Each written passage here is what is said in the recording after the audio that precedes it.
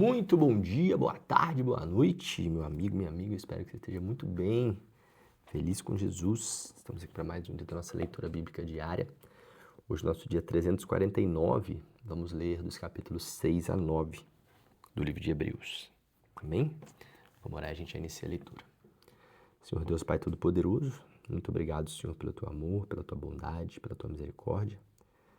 Te agradecemos, Deus, por mais um dia e te pedimos que o Senhor esteja conosco aqui nesta leitura, abrindo o nosso entendimento e nos tornando, Pai, mais maduros e com mais intimidade contigo, Pai.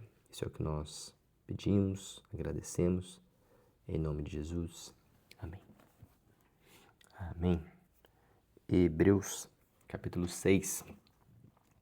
Portanto, deixemos os ensinamentos elementares a respeito de Cristo e avancemos para a maturidade, sem lançar novamente o fundamento do arrependimento de atos que conduzem à morte, da fé em Deus, da instrução a respeito do batismo, da imposição de mãos, da ressurreição dos mortos e do juízo eterno. Assim faremos, se Deus o permitir. Ora, para aqueles que uma vez foram iluminados, provaram um dom celestial, tornaram-se participantes do Espírito Santo, experimentaram a bondade da palavra de Deus e os poderes da era que há de vir, e caíram. É impossível que sejam reconduzidos ao arrependimento, pois para si mesmos estão crucificados de novo para o Filho de Deus, sujeitando-o à desonra pública. Pois a terra, que absorve a chuva, que cai frequentemente e dá colheita proveitosa àqueles que a cultivam, recebe a bênção de Deus. Mas a terra que produz espinhos e ervas daninhas é inútil e logo será amaldiçoada. Seu fim é ser queimada. Amados, mesmo falando dessa forma, estamos convictos de que coisas melhores em relação a vocês, coisas próprias da salvação, acontecerão. Deus não é injusto. Ele não se esquecerá do trabalho de vocês e do amor que demonstra por ele, pois ajudaram os santos e continuam a ajudá-los. Queremos que cada um de vocês mostre essa mesma prontidão até o fim, para que tenham a plena certeza da esperança, de modo que vocês não se tornem negligentes, mas imitem aqueles que, por meio da fé e da paciência, recebem a herança prometida.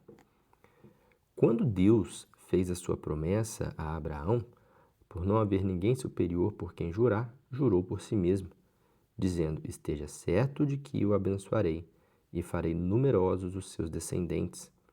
E foi assim que, depois de esperar pacientemente, Abraão alcançou a promessa. Os homens juram por alguém superior a si mesmo, e o juramento confirma o que foi dito, pondo fim a toda discussão, querendo mostrar de forma bem clara a natureza imutável do seu propósito para com os herdeiros da promessa.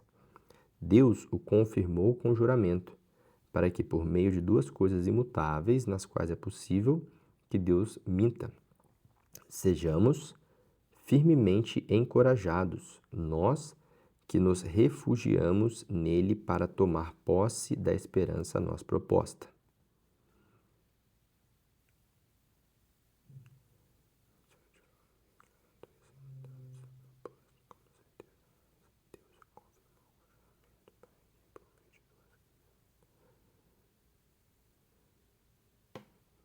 Sim. Vou ler de novo aqui o versículo 16, ficou confuso. A partir do 16. Os homens juram por alguém superior a si mesmo, e o juramento confirma o que foi dito, pondo fim a toda discussão, querendo mostrar de forma bem clara a natureza imutável dos seus propósitos para com os herdeiros da promessa. Deus o confirmou com o juramento, para que, por meio de duas coisas imutáveis, nas quais é impossível que Deus minta, sejamos firmemente encorajados, nós que nos refugiamos nele para tomar posse da esperança a nós proposta. Temos esta esperança como âncora da alma, firme e segura, a qual adentra o santuário interior por trás do véu, onde Jesus, que nos precedeu, entrou em nosso lugar, tornando-se sumo sacerdote para sempre, segundo a ordem de Melquisedeque. Capítulo 7. Esse Melquisedeque, rei de Salém e sacerdote do Deus Altíssimo, encontrou-se com Abraão quando este voltava, depois de derrotar os reis, e o abençoou. E Abraão lhe deu o dízimo de tudo. Em primeiro lugar, seu nome significa Rei de Justiça. Depois, Rei de Salém, quer dizer Rei de Paz. Sem pai, sem mãe, sem genealogia, sem princípios de dias, nem fim de vida, feito semelhante ao Filho de Deus. Ele permanece sacerdote para sempre. Considerem a grandeza desse homem. Até mesmo o patriarca Abraão lhe deu o dízimo dos despojos. A lei requer dos sacerdotes, dentre os descendentes de Levi, que recebam o dízimo do povo, isto é, dos seus irmãos, embora estes sejam descendentes de Abraão. Este homem, porém, que não pertencia à linhagem de Levi, recebeu os dízimos de Abraão e abençoou aquele que tinha as promessas. Sem dúvida alguma, o inferior é abençoado pelo superior. No primeiro caso, quem recebe o dízimo são homens mortais. No outro caso, é aquele de quem se declara que vive. Pode-se até dizer que Levi, que recebe os dízimos, entregou-os por meio de Abraão, pois quando Melquisedeque se encontrou com Abraão, Levi ainda não havia sido gerado. Se fosse possível alcançar a perfeição por meio do sacerdócio levítico, visto que em sua vigência o povo recebeu a lei, por que haveria ainda a necessidade de se levantar outro sacerdote segundo a ordem de Melquisedeque e não de Arão? Certo é que, quando há mudança de sacerdócio, é necessário que haja mudança de lei. Ora, aquele de quem se dizem estas coisas pertencia a outra tribo, da qual ninguém jamais havia servido diante do altar, pois é bem conhecido que o nosso Senhor, descendente de Judá, tribo da qual Moisés nada fala quanto ao sacerdócio. O que acabamos de dizer fica ainda mais claro quando aparece outro sacerdote semelhante a Melquisedeque, alguém que se tornou sacerdote não por regras relativas à linhagem, mas segundo o poder de uma vida indestrutível, porquanto sobre ele é afirmado: Tu és sacerdote para sempre, segundo a ordem de Melquisedeque. A ordenança anterior é revogada porque era fraca e inútil, pois a lei não havia aperfeiçoado coisa alguma, sendo introduzida uma esperança superior pela qual nos aproximamos de Deus. E isso não aconteceu sem juramento. Outros se tornaram sacerdotes sem qualquer juramento. Mas ele se tornou sacerdote com juramento, quando Deus lhe disse: O Senhor jurou e não se arrependerá. Tu és sacerdote para sempre. Jesus tornou-se, por isso, mesmo a garantia de uma aliança superior. Ora, daqueles sacerdotes tem havido muitos, porque a morte os impede de continuar em seu ofício. Mas visto que vive para sempre, Jesus tem um sacerdócio permanente. Portanto, ele é capaz de salvar definitivamente aqueles que, por meio dele, aproximam-se de Deus, pois vive sempre para interceder por eles. É de um sumo sacerdote como este que precisávamos, santo, inculpável, puro, separado dos pecadores, exaltado acima dos céus. Ao contrário dos outros sumos sacerdotes, ele não tem necessidade de oferecer sacrifícios dia após dia, primeiro por seus próprios pecados e depois pelos pecados do povo. E ele o fez de uma vez por todas, quando a si mesmo se ofereceu. pois a lei constituiu sumo sacerdote a homens que têm fraquezas, mas o juramento que veio depois da lei constituiu o Filho perfeito para sempre. Capítulo 8. O mais importante do que estamos tratando é que temos um sumo sacerdote como esse, o qual se assentou à direita do trono da majestade dos céus e serve no santuário, no verdadeiro tabernáculo que o Senhor erigiu, e não o homem. Todo sumo sacerdote é constituído para apresentar ofertas e sacrifícios, e por isso era necessário que também este tivesse algo a oferecer. Se ele estivesse na terra, nem seria sumo sacerdote, visto que já existem aqueles que apresentam as ofertas prescritas pela lei. Eles servem num santuário que é cópia e sombra daquele que está nos céus, já que Moisés foi avisado quando estava para construir o tabernáculo. Tenha cuidado de fazer tudo segundo o modelo que lhe foi mostrado no monte. Agora, porém, o ministério que Jesus recebeu é superior ao deles, assim como também a aliança, da qual ele é mediador e superior à antiga, sendo baseadas em promessas superiores. Pois, se naquela primeira aliança fosse perfeita, não seria necessário procurar lugar para outra. Deus, porém, achou o povo em falta e disse: Estão chegando os dias, declara o Senhor, quando farei uma nova aliança com a comunidade de Israel e com a comunidade de Judá. Não será uma aliança que fiz com seus antepassados. Não será como a aliança que fiz com seus antepassados quando os tomei pela mão para tirá-los do Egito, visto que eles não permaneceram fiéis à minha aliança. Eu me afastei deles, diz o Senhor. Esta é a aliança que farei com a comunidade de Israel.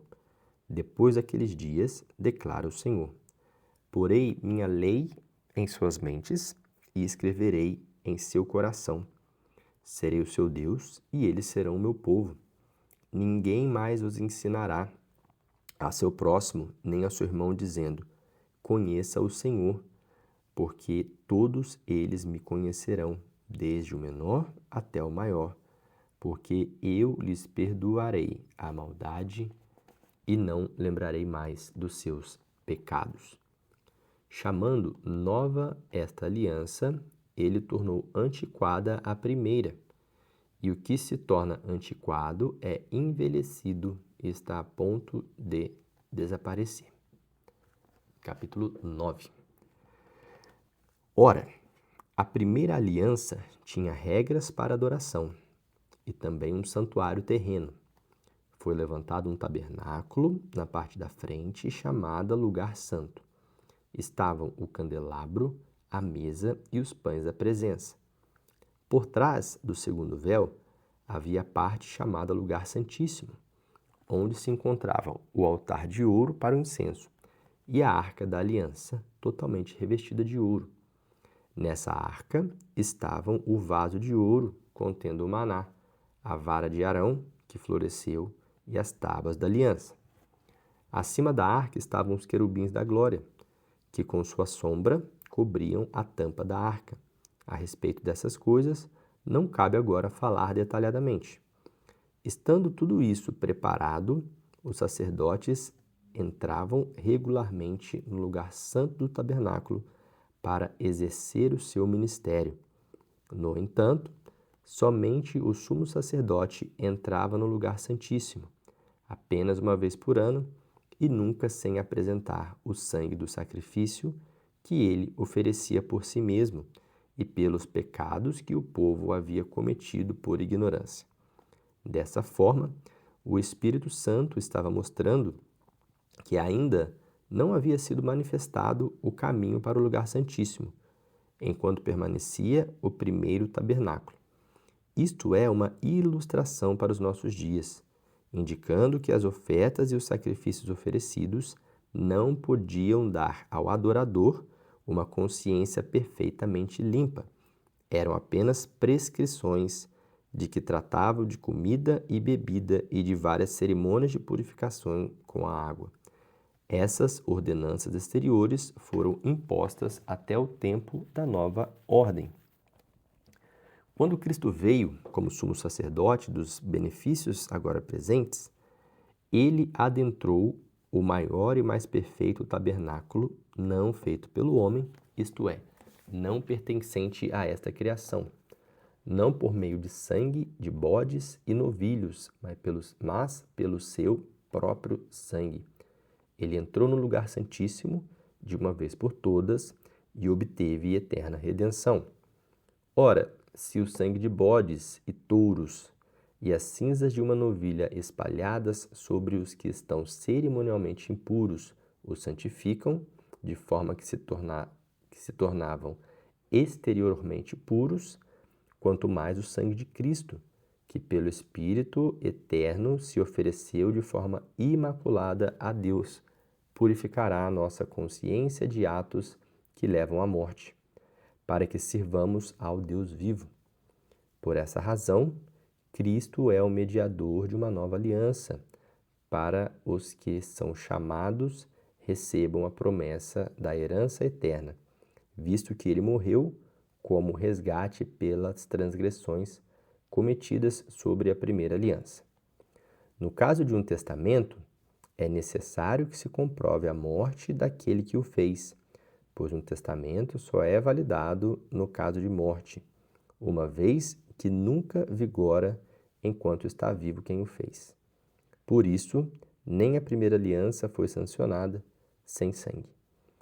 Quando Moisés terminou de proclamar todos os mandamentos da lei e todo o povo levou o sangue de novilhos e de bodes e também água, lã vermelha e ramos de hisopo e aspergiu o próprio livro e todo o povo dizendo: este é o sangue da aliança que Deus ordenou que vocês obedeçam. Da mesma forma, aspergiu com o sangue o tabernáculo e todos os utensílios das suas cerimônias. De fato, segundo a lei, quase todas as coisas são purificadas com sangue, e sem derramamento de sangue não há perdão. Portanto, era necessário que as cópias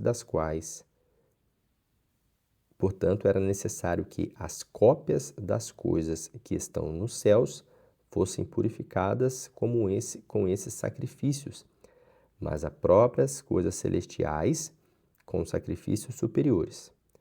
Pois Cristo não entrou em santuário feito por homens, uma simples representação do verdadeiro. Ele entrou nos céus para agora apresentar diante de Deus em nosso favor.